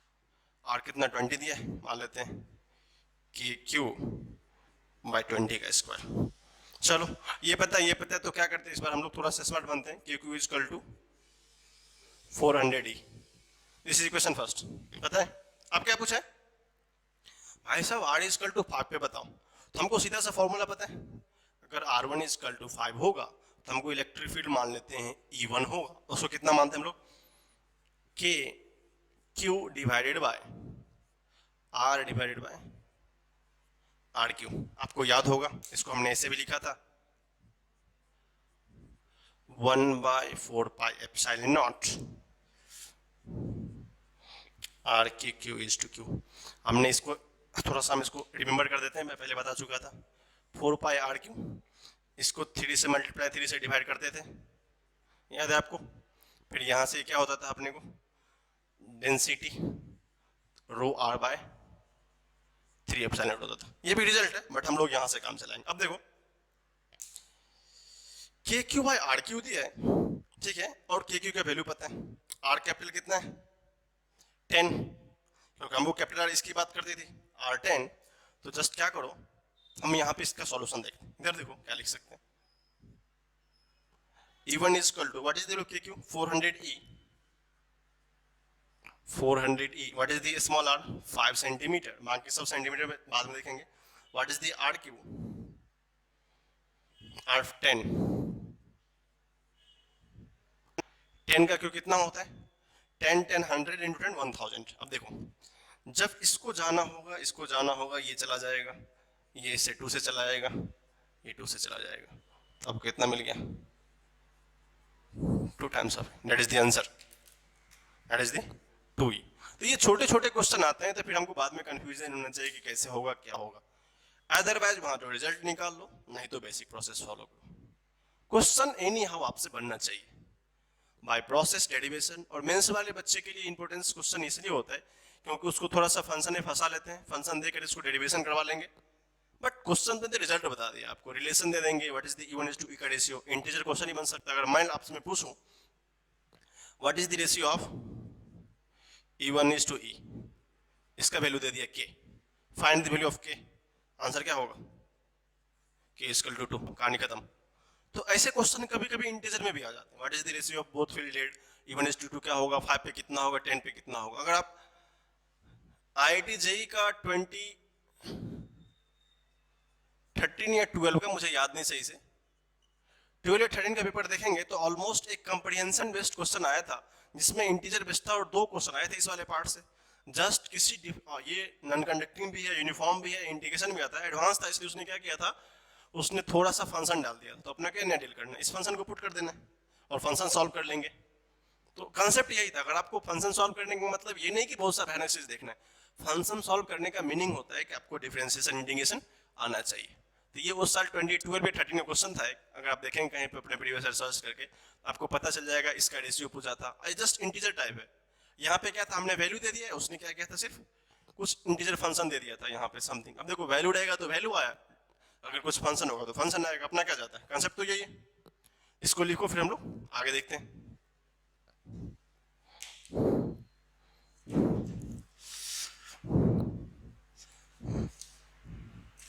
हमने ये क्वेश्चन बताया जस्ट पहले आप क्या करेंगे बने नहीं बने मैटर नहीं करता है आपसे क्वेश्चन बन रहा है नहीं बन रहा है वो मैटर नहीं करता है फर्स्ट स्टेप में हमने जो लास्ट क्वेश्चन बताया है आप क्या करेंगे उस क्वेश्चन को रेफरेंस देते हुए ये क्वेश्चन आइडेंटिकल है बट थोड़ा हमने इसको जनरलाइज फॉर्म में रखा है कभी आपको मान लो डिफरेंट वैल्यू आ जाते हैं तो कैसे कैसे सॉल्व करते हैं तो पहले स्क्रीन को पॉज करेंगे एग्जैक्टली डिट्टो कंसेप्ट है हमने यहां से जस्ट वैल्यू उड़ाया है बाकी सारा कंसेप्ट सेम है फिर सॉल्यूशन देखेंगे आई होप आप ऑनेस्टली फॉलो करेंगे हम तो ये बोल सकते हैं अब देखो आपने ट्राई किया मान लेते हैं हम देखो क्वेश्चन क्या दिया हुआ है electric field due to non conducting sphere जब भी कुछ क्वेश्चन में अननोन दिखे लगे कि भाई ये पॉइंट है नॉन कंडक्टिंग मींस याद है अभी पर अपने कंडक्टिंग स्फीयर या मेटेलिक स्फीयर याद आया था कंडक्टिंग स्फीयर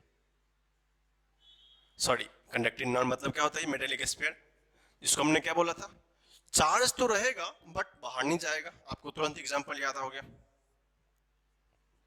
ये कुछ सरफेस की कहानी इसके पास कुछ चार्ज है बट कुछ बाहर में क्या है कंडक्टिंग नहीं है कंडक्टिंग नहीं होने का मतलब क्या है बाहर वाले का कुछ कोई से फर्क पड़ने वाला नहीं है बाहर में कुछ भी हो जाए अब देखो दिया क्या है ऑफ रेडियस आर चलो एक और अच्छी बात दी हुई है कि इसका एक रेडियस दिया हुआ जिसका रेडियस कितना है are at a distance of r from the surface okay at a distance of the r from the surface okay अगर इसको हमने सेंटर माना है तो क्या करते हैं इसको o मान लेते हैं ये भी r होगा यहां से r डिस्टेंस पे छोटा सा बड़ा होगा डायग्राम बट देखेंगे r from the surface is electric field E very good दिया हुआ है कि यहां से जो r सरफेस पे होगा जिसको हम लोग क्या बोलते हैं गॉसियन सरफेस अगली बार से इसका मीनिंग जिसका मतलब मैं बता चुका हूं उसका इलेक्ट्रिक फील्ड दिया हुआ है आना है कहां पे r/3 पे अगर ये कंप्लीट r था तो r/3 कहीं बीच में होगा फिर आपको फर्स्ट नॉन कंडक्टिव का फर्स्ट केस याद आ गया होगा ये पार्ट है छोटा सा r वो कितना है r/3 अगर इस क्वेश्चन को हम लोग करना चाहें ऑनेस्टली बता रहा हूं अगर क्वेश्चन करना चाहें तो जो बच्चे को मैथमेटिक्स आता है वो फिर से क्या करेगा, ले लेगा, इंडिकेट करेगा। बट हमारा मोटो होना चाहिए कि भाई कितना कम सेकंड में क्वेश्चन को बना सके। हमने ऑलरेडी डेरिवेशन देखा है, अगर हमने डेरिवेशन देखा है तो जस्ट क्या करते हैं, उसके रिजल्ट का एप्लीकेशन करते हैं, और कितना फास्ट करते हैं वो इंपॉर्टेंट है। हमने क्या बोला था, जब भी कुछ दिया हो, निकालना हो, तो जो गिवन डाटा है उसका मैनिपुलेशन फर्स्ट करते हैं। क्या पता है, इलेक्ट्रिक फील्ड आउटसाइड की बात चल रही है तो के क्यू बाय मान लेते हैं, ये क्या होगा, आर स्क्वायर। करेक्ट है। जब आर की बात आती है तो सेंटर से लेकर के इस पर्टिकुलर पॉइंट का distance R plus R two are है, इसमें किसी को कंफ्यूजन नहीं है, के क्यू बाय टू आर का स्क्वायर। अगर हम लोग यहाँ पे तो आर गिवन है, अगर के क्यू का वैल्यू निकालना चाहे एज टी सिमिलर वैल्यू से तो कितना होगा, 4e आर स्क्वायर। इसको हम लोग फर्स्ट मान लेते हैं, रिक्वायर्ड है। चलो, अगर ये पता चल गया हमें, फिर क्या पूछा है, R is equal to R by three. इसका मतलब आपको सबको पता होगा, R is equal to R by three का मतलब less than R. Less than R मतलब याद आया, इनसाइड ऑफ आर। क्या होगा वो, इनसाइड होगा। हमने अभी भी फॉर्मूला लिखा था, क्या लिखा था, उसको मान लेते हैं, इलेक्ट्रिक फील्ड 1 होगा। क्या बताया था, K Q by are Q into R. अब ये आर क्यू इंटू आर दिया हुआ है, के क्यू का वैल्यू पता है, गुड, वही पता है अपने को। के क्यू का वैल्यू कितना, 4e R square divided by are Q. इस छोटे आर का वैल्यू कितना है, आर बाई थ्री। अगर अपनी बात चली, ये जाएगा इसके साथ, ये जाएगा इसके साथ, तो क्या रिजल्ट आया अपना, 4e बाई थ्री। तो ये जो E1 आया अपना,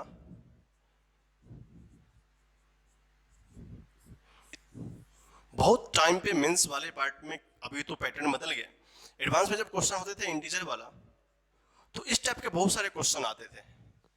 हमें लगता था क्या टफ है, क्या नया है, बट लॉजिकली सोचे, E1 is equal to 4 by R. तो यहां से मैं एक छोटा सा क्वेश्चन एराइज कर देता हूं। हमसे पूछेगा what is the ratio of, एक क्वेश्चन में थोड़ा सा देखता हूं बनाने की कोशिश करके। अगर तुमसे पूछते E1 by A is equal to K by three, ये एक्चुअली आईआईटी वाले पूछा करते थे इंटीजर में, what is the value of K. अगर हमें ये प्रोसेस आता है, इस क्वेश्चन को एराइज करने आता है, सोचने आता है कि कैसे इसको सम अप कर सकते हैं, बना सकते हैं, उसको सॉल्व कर सकते हैं। और नीट वाले पार्ट पे आपको एलजीएस क्वेश्चन पूछ लेंगे मेडिकल्स के लिए, कि क्वेश्चन कुछ डेरिवेशन टफ नहीं है, बट हमें इस तरह क्वेश्चंस आने चाहिए। किसी डिस्टेंस से पूछ लेंगे, थोड़ा सा क्या होता है, कंसेप्ट वही होता है, बट क्वेश्चन पूछने का तरीका वो होता है। हमें कभी कभी क्वेश्चन आता भी है, फिर भी कभी कभी मिस कमेंट कर जाते हैं और क्वेश्चन रॉन्ग हो जाता है। ठीक है, आई होप आपको समझ में आ रहा है, इसको अच्छे से लिखो। फिर हम लोग नेक्स्ट क्वेश्चन को देखते हैं, जो थोड़ा अच्छे कंसेप्ट को हमको बताएगा।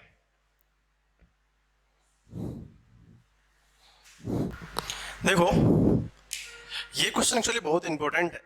देखो, ये क्वेश्चन पहले जब आईआईटी हुआ करता था, ये सब्जेक्टिव क्वेश्चन आईआईटी हुआ करता था, उसके बाद अगर मैं काउंट करूं तो इस पे मिनिमम बहुत सारे क्वेश्चन पूछे आईआईटी वाले ने इस कंसेप्ट पे, जो कि टिल एडवांस जो अभी है, जो आईआईटी एडवांस अभी है ना, वो जेई एडवांस वाले ने ऑलमोस्ट, अगर मैं आपको लास्ट 20 इयर्स का एजम्पशन दूं तो 20 इयर्स में इस कंसेप्ट पे कम से कम 12 to 30 टाइम्स इस क्वेश्चन पूछे। मैं बताता हूं कैसे कैसे क्वेश्चंस होते हैं। इस क्वेश्चन को उसने बहुत बार इंटीजर के फॉर्म में पूछा है। इंटीजर में जस्ट वैल्यू, क्योंकि प्रूफ करने की बात है कि कांस्टेंट होता है, किसी भी कांस्टेंट ने वैल्यू लगा के पूछ लिया। उसके बाद अगर सिंगल करेक्ट क्वेश्चन पूछे, सिंगल करेक्ट में बहुत बार क्वेश्चंस पूछा है, जैसे स्टेटमेंट टाइप, ये रॉन्ग है, करेक्ट है, उसमें भी। और मल्टी करेक्ट, मल्टी करेक्ट मतलब क्या होता है, कभी कभी किसी क्वेश्चन में एक से ज्यादा करेक्ट होते हैं। जैसे मान लो किसी का आंसर ए भी है, बी भी है, सी भी है, मतलब किसी पर्टिकुलर क्वेश्चंस का एक से ज्यादा ऑप्शन होंगे तो क्या करेंगे। इस तीनों केस में इस क्वेश्चन को पूछा गया है। अब रही बात पैराग्राफ में, तो पैराग्राफ में भी क्वेश्चन आया है, इसको हम लोग कंप्रीहेंशन बेस्ड बोलते हैं। कंप्रीहेंशन या पैराग्राफ भी बोलते हैं। तो एक्चुअली जनरली आईआईटी में इस तीनों लेवल पे क्वेश्चन आते हैं। मैं तो आईआईटी की बात कर रहा था, अगर आप मेंस को सिंगल आउट करो, जेई मेंस को, तो देखेंगे जेई मेंस में एक्चुअली क्या होता था, एमसीक्यू मल्टीपल चॉइस क्वेश्चन और सिंगल करेक्ट होता था। एमसीक्यू में भी ऑलमोस्ट मुझे जितना तक ध्यान है 2 से 3 बार ऑलमोस्ट होगा, 2 से 3 बार इस कॉन्सेप्ट को पूछा है। अब कंसेप्ट क्यों इंपॉर्टेंट है कि हमारा क्वेश्चन शुरू ही होता है कि प्रूव दैट, प्रूफ करना है कि स्फेरिकल कैविटी, अब देखो कोई स्फेरिकल कैविटी का मतलब क्या होता है, उस पर्टिकुलर क्रॉस सेक्शन से उस चीज को हटाना। मैं थोड़ा सा डीपली डिस्कस करूंगा इस पॉइंट को, बहुत इंपॉर्टेंट है। अब ये क्वेश्चन इतने आसान हो चुके हैं कि हमको कभी कभी अगर हो सकता है मेडिकल एग्जाम के फ्यूचर में भी हमको देखने को मिल जाए इस टाइप से क्वेश्चंस, या भी या तो सिंगल चॉइस का ऑप्शन हो, मल्टी चॉइस तो होते नहीं है, और नहीं तो एक मेडिकल में होता है, जैसे मेडिकल में एक एम्स में होता है, मेडिकल में जो क्वेश्चन होता है उसको बोलते हैं स्टेटमेंट 1 असर्शन एंड रीजन, जो कि स्टेटमेंट 1 एंड स्टेटमेंट 2 करके आता है, उसको बोलते हैं असर्शंस, एंड दूसरा होता है रीजन। उसमें क्या होता है, statement 1 is correct, 2 is correct, second is the explanation of first. ऐसा कुछ क्वेश्चंस होते हैं, ऐसा आईआईटी में भी हुआ करता था, अभी भी कभी कभी आते हैं, कभी कभी नहीं आते, ये मींस का भी पार्ट था। बट ये जो अभी मेडिकल का एम्स का पेपर है, तो हो सकता है कि इस तरह क्वेश्चन में भी आने का चांस है कि कोई कांस्टेंट होता है, वेरिएबल होता है, और जो होता है ना नॉट करेक्ट, करेक्ट, अभी तो ट्रेंड बन चुका है कि कौन सा ऑप्शन करेक्ट नहीं है। तो ऑलमोस्ट अगर इसके एस्पेक्ट को देखें तो इसके कंप्रीहेंशन से जो भी 12th लेवल का एग्जाम हमारा मेस्ड है, हमारा क्या है, मेस्ड है, उस सारे पार्ट से ये क्वेश्चन आते हैं। तो हमको इसका इंपॉर्टेंस समझना चाहिए। एक्चुअली बेसिकली आईआईटी का सब्जेक्टिव क्वेश्चन था, ओल्ड आईआईटी क्वेश्चन, जब आईआईटी का पेपर सब्जेक्टिव हुआ करता था, उसके बाद मैंने ऐसा ऑब्जर्व किया है, आपको बता रहा हूँ, आप भी ऑब्जर्व करके देखेंगे कि 12 से 13 टाइम, मतलब 12 to 13 टाइम्स ये क्वेश्चन आईआईटी वाले ने इनडायरेक्टली पूछा है। अब इनडायरेक्टली का मतलब ये होता है कि ठीक है, कभी स्टेटमेंट में पूछ लिया, कभी मैच द कॉलम में पूछ लिया, कभी अभी तो मैच द कॉलम में लिखा ही नहीं, वो मैच द कॉलम भी है, नेक्स्ट कॉलम। इसका मतलब ये भाई क्वेश्चन तो ऑलराउंडर है, ठीक है। हम लोग क्या करते हैं, इसका सॉल्यूशन देखते हैं पहले, कैसे प्रूफ करना है, होता है कि नहीं होता। सॉल्यूशन बहुत छोटा है बट कंसेप्ट बहुत इंपॉर्टेंट है। इसको आप लॉन्ग टर्म में एज ए क्वेश्चन मत बोलिए, एज ए क्वेश्चन तो मत, इसको रिजल्ट भी याद रख सकते हैं कि क्या सेंटर पे क्या होता है, कांस्टेंट होता है, वो लिखा है inside this uniform charges non correspondence uniform, मतलब क्या होता है, वो कांस्टेंट बदलता नहीं है जनरली। यूनिफॉर्म का मतलब क्या होता है, कांस्टेंट रहना, ये इंपॉर्टेंट लाइन है। अब हम लोग आते हैं क्वेश्चन पे, उसको डिस्कस करेंगे। क्वेश्चन क्या दिया है, सबसे पहले तो प्रूफ करके बताओ इनसाइड द स्फेरिकल कैविटी। अब क्या है, ये जो पार्ट अपने को देखे, स्फेरिकल कैविटी मतलब क्या होता है, आपने सेंटर ऑफ मास में पढ़ा होगा, छोटा सा कैविटी हटाते हैं, रोटेशन में भी हटाते हैं, तो फिर कितना सा मजा आता था क्वेश्चन सॉल्व करने में। तो मजा तो अब आएगा, क्योंकि कैविटी आ गया तो मजा तो आना जानता है, ठीक है। Of a uniform charge non conducting sphere, याद आ गया फिर से, आउटसाइड वाले से कुछ लेना देना नहीं है इसको, कंडक्टर। स्फीयर इज यूनिफॉर्म मतलब कांस्टेंट बोल रहा है, in the direction of line joining the centre, in the direction of line joining the centre. इसका मतलब ये जो डायरेक्शन बता रहा है O to C, O to C इसके डायरेक्शन में होगा। फिर ये क्वेश्चन है, हम लोग प्रोसेस पे प्रोसीड करते हैं, देखेंगे। अब देखो, सबसे पहली बात बोले कि हमने क्या पढ़ा था सेंटर ऑफ मास में, जब भी किसी का क्रॉस सेक्शन हटाते थे हम लोग नेट लिखते थे। तो मान लेते हैं जो प्रूफ डेट बोला है, इलेक्ट्रिक फील्ड नेट कितना होगा। इलेक्ट्रिक फील्ड नेट का मीनिंग है कि इलेक्ट्रिक फील्ड, हमने वेक्टर फॉर्म लिखा है, याद रखेंगे, डायरेक्शन मेंशन होता है, ठीक है। इलेक्ट्रिक फील्ड मतलब मान लेते हैं complete electric field due to sphere. इसको स्फीयर का मीनिंग याद रखेंगे, नॉन कंडक्टिंग स्फीयर लिखा हुआ है, प्लस। अब देखो प्लस लिखने का मतलब पता है ये हट रहा है, माइनस आएगा बट पहले प्लस लिखते हैं, electric field due two cavity, ये पता है। एक्चुअली कंसेप्ट यहीं से शुरू होता है। अगर हमको नेट लिखना है, क्या बोला है, प्रूफ दैट इनसाइड, मतलब जो कट के बचेगा वही तो नेट होगा, तो दिस प्लस दिस बचना चाहिए। अब देखो हमने कितना अच्छा चीज बताया था, आपको याद होगा। तो अगर ये कंडक्टिंग है, इनसाइड में किसी की बात होती है, तो हमने क्या पढ़ाया था, याद आपको, रो बाय 3 एप्सिलॉन नॉट इनटू, अगर वो डिस्टेंस r था तो r होगा, नहीं तो वेक्टर लिख देंगे, याद है। अब देखो, अगर इस पर्टिकुलर O से P पॉइंट की बात हो रही है तो स्फीयर क्या है, स्फीयर तो इस पार्ट पे आ रहा है, आपको बोलेगा सर इसका रेडियस r ले लें, नहीं मानते हैं क्योंकि इसने बोला है, तो इस पार्ट को एक नया सा सर्किल एज्यूम कर लेंगे क्योंकि उसी से क्रॉस सेक्शन से कटेगा। तो फर्स्ट आएगा व्हाट, इसकी डेंसिटी रो मान लेते हैं, अपने को पता नहीं, अगर होगा भी तो कांस्टेंट ही होगा, करेक्ट है, rho divided by 3 epsilon naught. But what is about r, r क्या होगा, दैट इज द OP। अब OP का दो रीजन है, how go to OP। O से P तक के पॉइंट को हम लोग मान लेते हैं रेडियस वेक्टर r, क्योंकि हम लोग वेक्टर की बात करें दैट इज OP। बट अब कहानी क्या है, जब हम लोग वैल्यू को सब्स्टिट्यूट करेंगे तो देखेंगे भाई ये क्रॉस सेक्शन तो हट रहा है, क्रॉस सेक्शन क्या हो रहा है, हट रहा है। जब क्रॉस सेक्शन हटेगा तो कैविटी विल क्या होगा, रिमूव, रिमूव होगा तो क्या होगा, डेंसिटी तो सेम, क्योंकि कैरेक्टर क्या है, इनसाइड द होल पहले तो क्या था, पूरा भरा हुआ था। जब इस चीज को हम लोग क्रॉस सेक्शन को कट करके हटाए तो इसका कैरेक्टर डेंसिटी तो सेम ही है, ये तो वही रहेगा। फिर क्या है, 3 एप्सिलॉन नॉट, वो यहीं रहेगा। बट नेक्स्ट क्या है, r। अब r की बात है, कौन सा r लिया जाए, दैट इज दी CP, क्योंकि सेंटर C है और P क्या है, पॉइंट है, दैट इज द पॉइंट। अब तो आ गया, बट सर वैसे r तो बदलेगा क्यों, क्योंकि OP तो बदल रहा है ना, O तो एक्चुअली डायरेक्शन इसका रेडियस ये है, यहां से यहां तक का, ये तो एक वेरिएबल पार्ट था, हमने यहां पे काटा तो OP is variable, CP is also variable, कभी यहां होगा कभी यहां होगा। तो एक आइडिया तो होगा कि सर दो सेंटर के बीच का डिस्टेंस ऑलवेज कांस्टेंट होता है। अगर हम इसका सेंटर फिक्स है, इसका सेंटर फिक्स है, वो तो नहीं बदल सकता।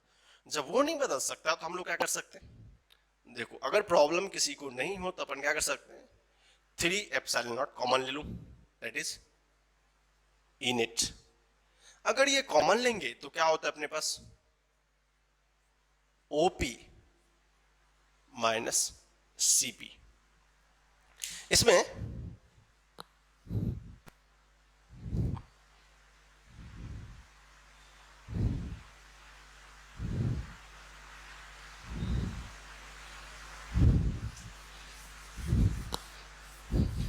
अब देखो, अगर किसी को थोड़ा सा वेक्टर का नॉलेज होगा तो मैं थोड़ा वेक्टर को डील करना चाहता हूं। यहां पे हमने क्या पढ़ा था, याद है आपको, रिजल्टेंट।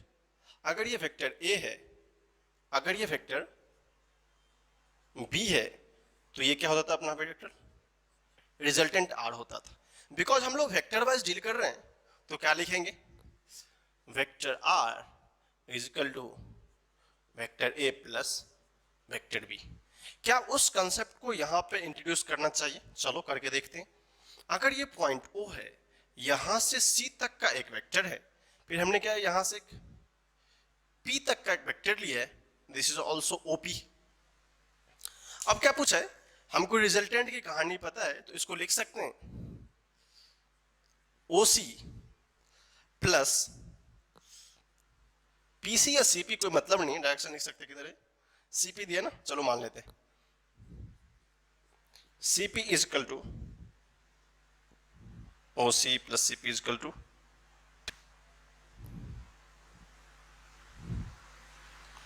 OP, करेक्ट है। ये वेक्टर का रिजल्टेंट है। अगर इसको वेक्टर A मान लें, इसको अगर वेक्टर B मान लें, थोड़ा सा डिफरेंशिएबल टर्म है, चलेगा, कोई टेंशन नहीं है, ठीक है। इसको वेक्टर रिजल्टेंट मान लें, क्या R is equal to OP is equal to this दिया हुआ है। अगर इस चीज को फॉलो करें तो क्या लिख सकते हैं, OC is equal to OC minus CP आएगा। अच्छे से देखेंगे, अगर ये रिजल्टेंट करेक्ट है, OC is equal to OP minus CP, चलो ये बात तो पता चला, OP माइनस CP दिया हुआ है, गुड। तो यहां से लिख सकते हैं rho divided by 3 epsilon naught, what is this, OC vector. अब बोलोगे सर इसमें प्रूफ कैसे हो गया कि ये यूनिफॉर्म रहेगा। अब इसके यूनिफॉर्म होने का एक रीजन है, अगर आप देखेंगे जो इस पर्टिकुलर स्फीयर का सेंटर होगा, इस पर्टिकुलर स्फीयर का सेंटर होगा और इस कैविटी का सेंटर होगा, वो चेंज नहीं करेगा। जब वो चेंज नहीं करेगा तो इसने लिखा हुआ है ना कि एक कैविटी हटा रहे, अगर एक बार क्रॉस सेक्शन यहां से हट गया तो इसका पर्टिकुलर का सेंटर नहीं बदलने वाला है, ना इसका सेंटर बदलेगा ना इसका सेंटर बदलेगा। हो सकता है पहले ये पार्ट बदल जाए, ये पार्ट बदल जाए, जब ये दोनों का पार्ट नहीं बदलेगा, this means OC is always constant. OC क्या होगा, कांस्टेंट होगा। रो के बारे में कंफ्यूजन नहीं है, रो क्या होगा वो भी निकाल सकते हैं, एप्सिलॉन नॉट कांस्टेंट 3 कांस्टेंट। तो जो हमारा कंसेप्ट था सॉल्व करने का, ये actually questions very very important है, मैं बहुत इसके बारे में डिस्कस कर चुका हूँ। अब तुमसे पूछेगा, मैं थोड़ा सा डिस्कस कर दूं, इन फ्यूचर इस क्वेश्चन का कंटेंट्स क्या बनता है, क्या क्या पूछ सकता है, बाकी तो कुछ नया नहीं ना। अब पता है ये कांस्टेंट है, ये सब कांस्टेंट क्या होगा, यूनिफॉर्म ही होगा, कुछ चेंज तो होना नहीं है। तो यहां से हम लिख सकते हैं हेंस प्रूव्ड कि ये क्या होगा, यूनिफॉर्म रहेगा या कांस्टेंट रहेगा। अब थोड़ा सा ग्लांस होता है इस वर्ड पे, थोड़ा सा डिस्कस कर लें कि क्या सर इसका मीनिंग थोड़ा सा समझा नहीं अपन। इतने सारे क्वेश्चन बनते हैं इसमें हमने ढेर सारे कंसेप्ट को भी देखा, भाई वेक्टर फॉर्म आ गया, ये फॉर्म आ गया, फिर इसका रिजल्टेंट लिखा, फिर कांस्टेंट देखा, फिर भी अप्लाई करना पड़ा कि सर ओसी कांस्टेंट कैसे मान लें। जब भी कोई सेंटर थोड़ी बदलता, अगर ये सर्किल हमने ये बना दिया, बोले सेंटर का यहाँ पे, क्या मतलब इम्पॉसिबल थिंग बात कर रहे हो सर आप, सॉरी सर ये रॉन्ग है, ये क्या है, ओ पॉइंट दिया हुआ है, ठीक है। अगर ये ओ पॉइंट है तो ओ पॉइंट अगर इसका सेंटर होगा तो ऑलवेज इस होल स्फीयर के लिए इसका सेंटर चेंज नहीं होगा। सिमिलरली अगर कोई कैविटी होगा उसका स्फीयर चेंज नहीं होगा। इसने लिखा क्या है, along the line joining the centre.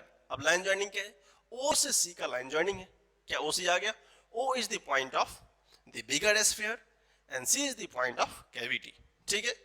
तो ये इंपॉर्टेंस है। अब एक छोटा सा क्वेश्चन बनता है सर इसमें क्या क्या इंपॉर्टेंस है। अगर आप देखें रिजल्ट्स पॉइंट्स ऑफ व्यू होते तो मेडिकल्स में आ भी सकते हैं। अगर आपको एग्जैक्टली रिजल्ट ही पूछ लेगा, रिजल्ट क्या होता है बताओ इसकी, इसमें तो आपको रिजल्ट लाने के लिए थोड़ा सा डिजर्टिव सोचना पड़ेगा, सर ये कैसे आ गया, वो कैसे आ गया। तो आप इस प्रोसेस को अच्छे से सीखेंगे, अच्छे से लिखेंगे, फिर यहाँ तक आप अच्छे से लिख लो। फिर हम लोग नेक्स्ट लेक्चर में जब मिलेंगे तो नेक्स्ट लेक्चर में इसके अपर के पार्ट, जो कि इसका बेटर एप्लीकेशंस और हो सकता है, जो कि और इम्प्लीमेंटेड एप्लीकेशन हो सकता है, उसको अच्छे से डील करेंगे। तब तक के लिए आप लोग का शुक्रिया।